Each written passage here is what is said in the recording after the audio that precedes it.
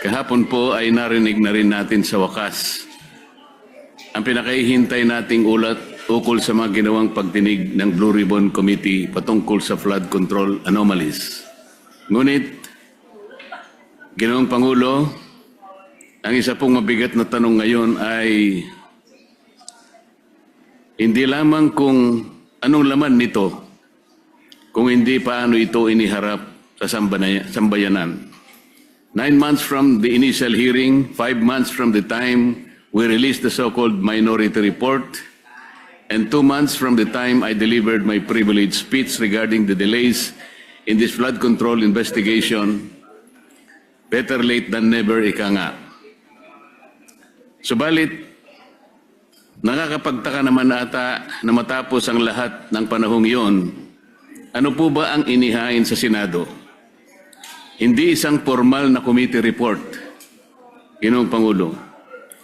Hindi isang rekomendasyong may bigat at otoridad ng komite. Kung hindi isang progress report na piniling ihatid sa pamamagitan ng privilege speech kahapon ng chairperson. Kung ganito lang din pala ang kahihinatnan, bakit kailangan pa niyang paabutin ng ilang buwan ang paglalahad kung ang tunay na nais ay may paalam sa taong bayan ang kinahinatnan ng mga pagdinig? Kaya ang isa pong pinakamalaking tanong ng lahat ay nasaan po yung progress sa paghahanap ng bayan ng katotohanan? Ano na pong nangyari sa komite na siyang dapat nangunguna sa pagsisiwalat ng korupsyon at sa paghahanap ng pananagutan? Baka naman ang tunay na problema ay hindi ang kakulangan ng pirma, kundi ang kakulangan sa political will na dalhin ang investigasyon sa natural na tinutumbok nitong direksyon hanggang sa pinakadulo ng pananagutan. If there's a will, there's a way. Bungad ni Senator Lacson kahapon. Kilala siyang magaling na investigador nung panahon niya sa kapulisan. Kung nanaisin niya talaga na tuntunin ang katotohanan sa pamamagitan ng ebidensya na kanyang binigyan pa ng diin, dapat ay hindi niya tinitigilan o ipinagpapaliban ang mga pagdinig. Sinasabi niya na marami daw akong dahilan kung bakit hindi ako pumipirma sa partial report. Ngunit mas marami akong katanungan sa kanyang sariling mga dahilan kung bakit hindi matapos-tapos ang investigasyon ng Blue Ribbon patungkol sa bagay na ito. May mga napako at pabago-bagong desisyon tulad ng Abril 14, naka-schedule ang pagpapatuloy ng hearing sa Blue Ribbon Committee ngunit biglang ipinagpaliban. Ngayon naman, ang kondisyon sa partial report na hindi raw magpapatuloy, Ginoong Pangulo, ang pagdinig hanggat hindi napipirmahan ang partial report. Isa itong malinaw na pag-atras sa nauna niyang sagot sa akin nung siya'y direktang tanungin ko sa bulwagang ito, Ginoong Pangulo. Gaya ng pagtiyak niyang ipagpapatuloy ang investigasyon nang lumabas ang balita tungkol sa pagkahuli ni Zaldico. The quest for truth has been effectively hostaged by the whims of the chairperson who emphasized that he respects the decision of his members, but then said that there will no longer be any hearings unless and until the partial report has been signed. He also said that he wants a healthy discussion, yet won't accept any interpellations. Ano po ba talaga, Kuya? Senator Lacson is indeed consistently inconsistent, invoking transparency when convenient, but resisting accountability the moment questions are directed at him and his report. Mr. President, are all members of the committee mandated or obligated to sign committee reports? Can members of the BRC be compelled to sign a partial report? There is nothing in our rules that say so, Mr. President, because his statements appears to imply that the delay in the release of the committee's partial report is the fault of the committee members themselves. How can the chair say that refusal to sign is tantamount to blocking the committee report? Isn't it the minority who submitted the so-called minority report to awaken the committee chair in submitting the report that was long overdue. Siya ay iniluklok ng taong bayan sa posisyon dahil sa tiwala nila sa isang tinaguriang independent fiscalizer ng Senado. Kuminsan nga, Ginoong Pangulo, ay na-associate siya bilang corruption czar, moral crusader, Mr. Clean, Mr. Righteous, Holy Willie, Grabbuster. Ngunit imbis na gampanan ang kanyang tungkulin sa mamamayan, gumagawa pa siya ng isang imposibleng kondisyon, ang pagpirma sa partial committee report para lamang hindi ituloy ang pagdinig.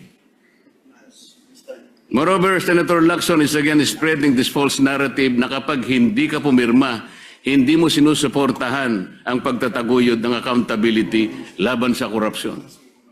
Let's correct this false narrative, Mr. President. Hindi minamandato ng tuntunin ng Senado na ang lahat ng miyembro ng komite na pumirma sa bawat report na nilalabas ng komite. At the most of it, sumasang-ayon ka kaya ka pumirma. So let this be a clarification to the false narrative being peddled by the chairperson. I haven't signed the report not because I don't advocate for accountability, but because the report itself is incomplete and thus could be biased, Mr. President. To press the committee members into signing a document they are not fully convinced risks compromising both the integrity of the process and the credibility of the committee.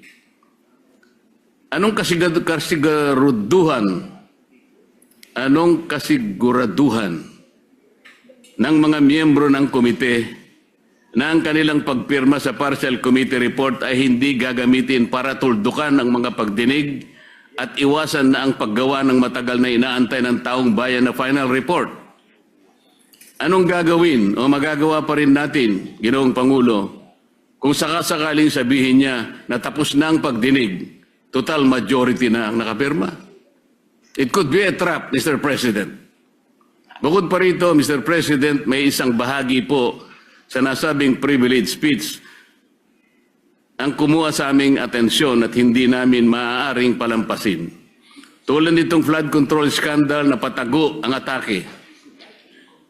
Ito pong slide na may pamagat na allocables at leadership fund na kanyang ipinakita sandali kahapon ay may imahe na hindi naman lubos na inilantad sa taong bayan. Putol, hindi buo, walang sapat na konteksto. At tila ba'y tumutukoy sa representasyong ito bilang humihingi ng mga proyektong katumbas ng 500. Whether it's 500 billion, 500 million, or 500,000. The big document tells a narrative that a certain Kong Marcoleta has this 500 allocation for the DPWH. At kapansin-pansin po, Mr. President, na tila hindi nakuha ng naturang slide ang inaasahang atensyon mula sa media matapos ang kanyang privilege speech. Marahil dahil maging ang mga mamahayag ay nakita ang kahinaan nito.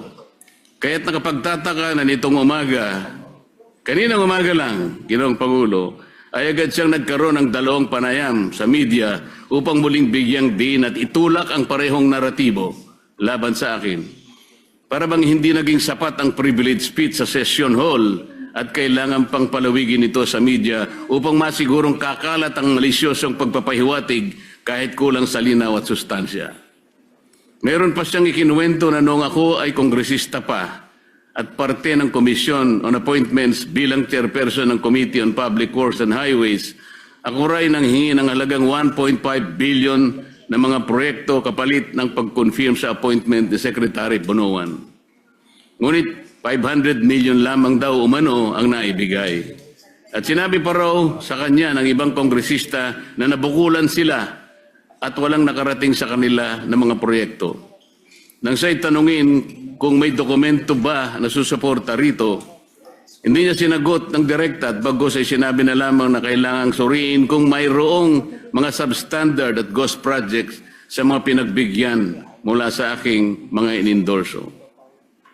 Kung ang pag-endorso ng mga proyekto sa DPWH ay basihan ni Senator lakson ng pagpapaimbestiga sa akin? Hindi ba't halos dapat ng mga senador ay imbestigahan na rin?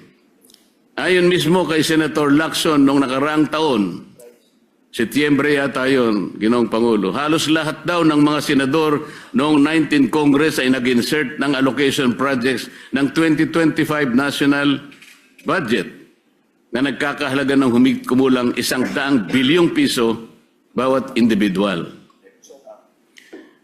Ngunit ang ating tagapangulo, kayo po, Ginoong Pangulo, pamismo ang dumipensa sa mga senador at sinabing, I would like to make it clear that whatever budgetary amendments the senators propose, the money for these projects do not in any way go through the Senate or the senator, as some of our kababayans think.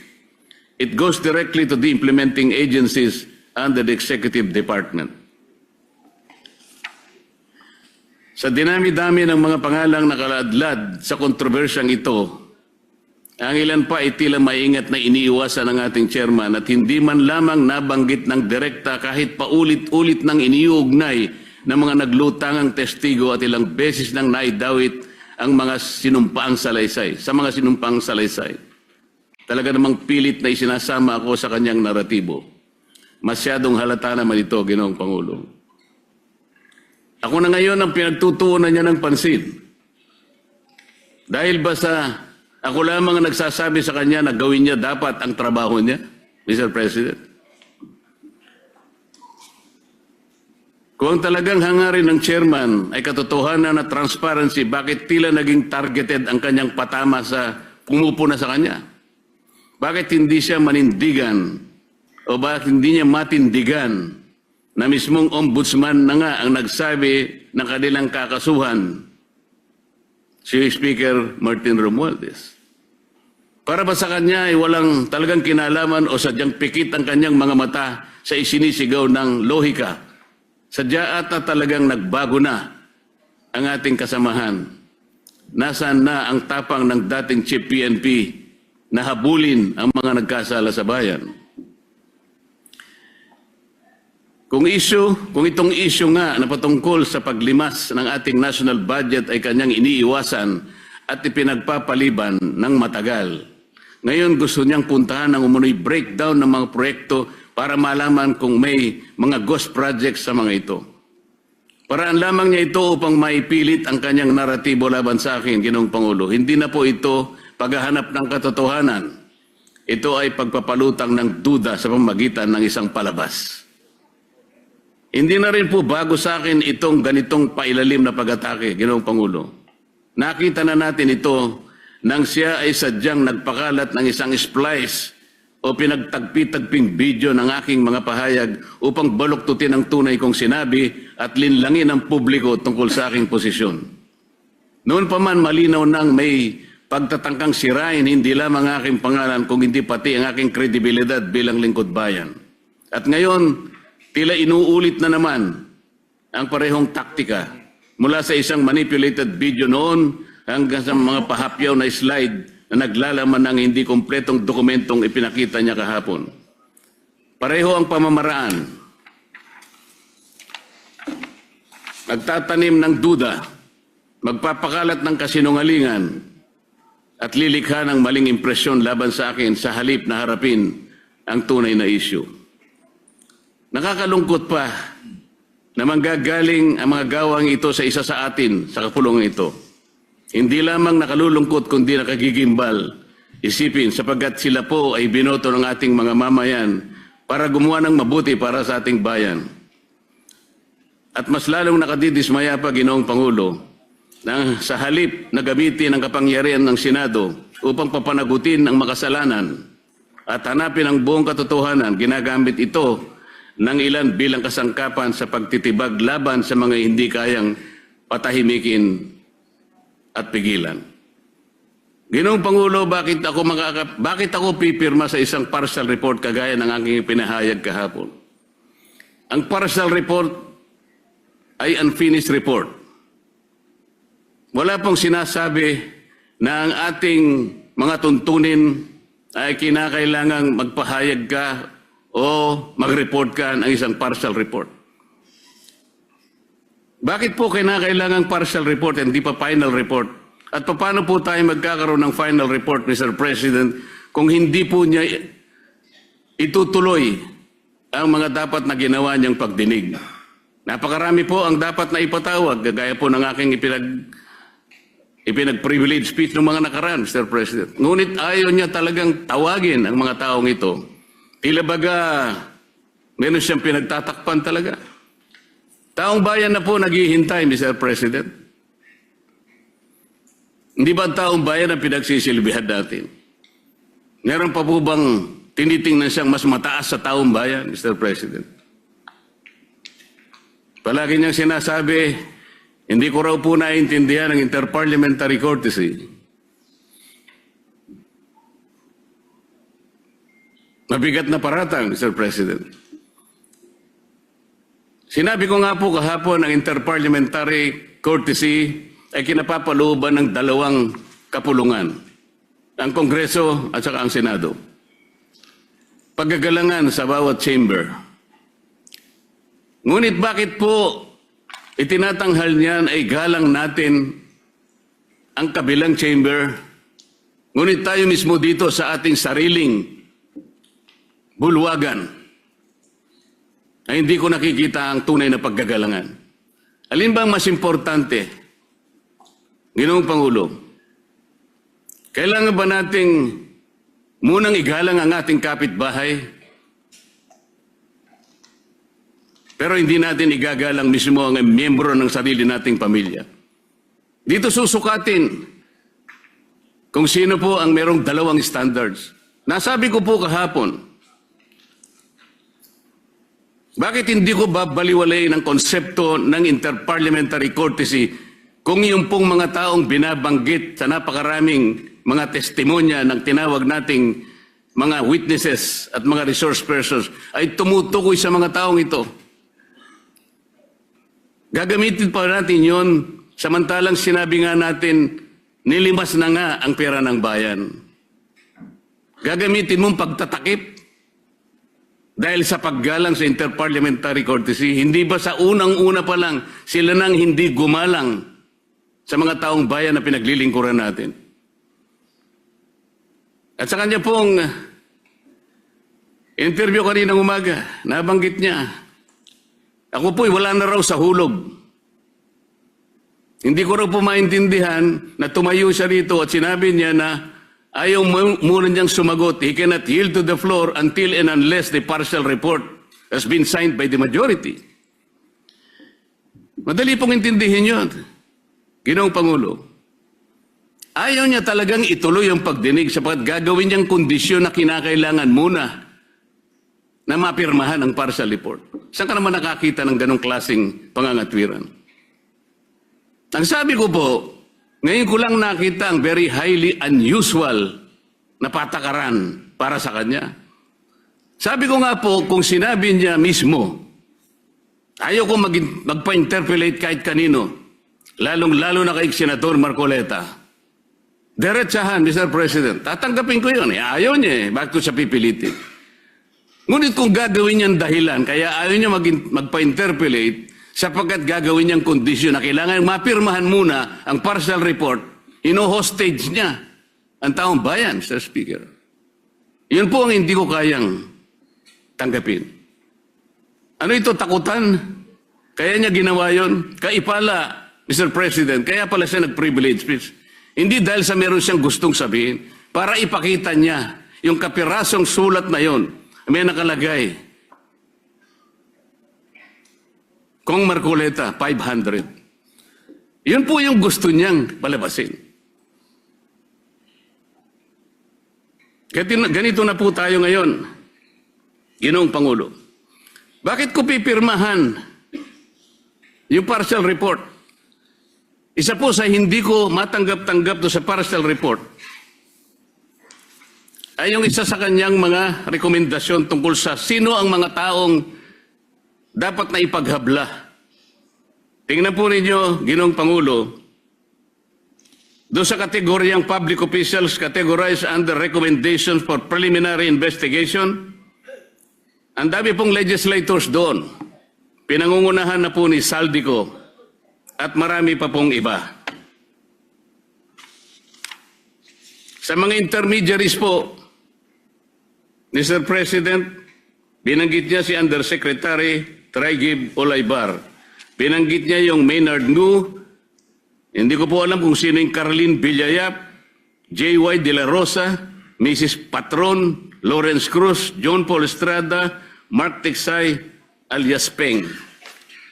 Pero wala po yung Yusek Adrian Bersamin na siya mismong naghayag sa plenaryo nung nagkakaroon po ng plenary debates na po sa ating budget.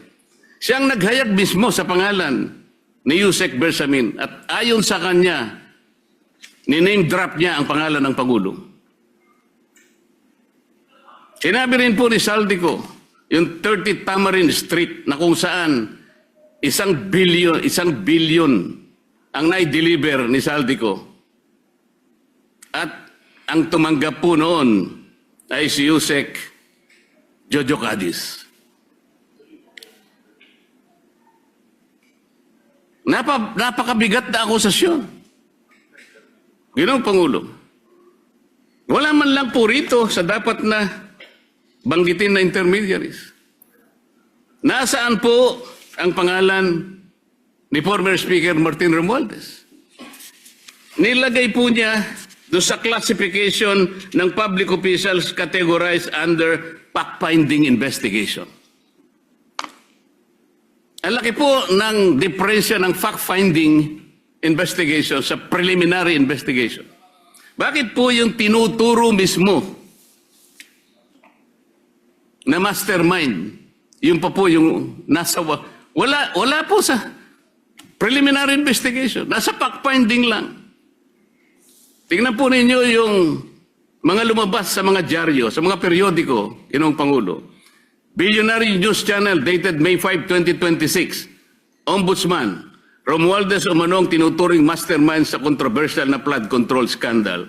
Politico.com dated May 5, 2026. With 56 billion in supposed kickbacks, Ombudsman tags Martin Romualdez as mastermind of flood control scam.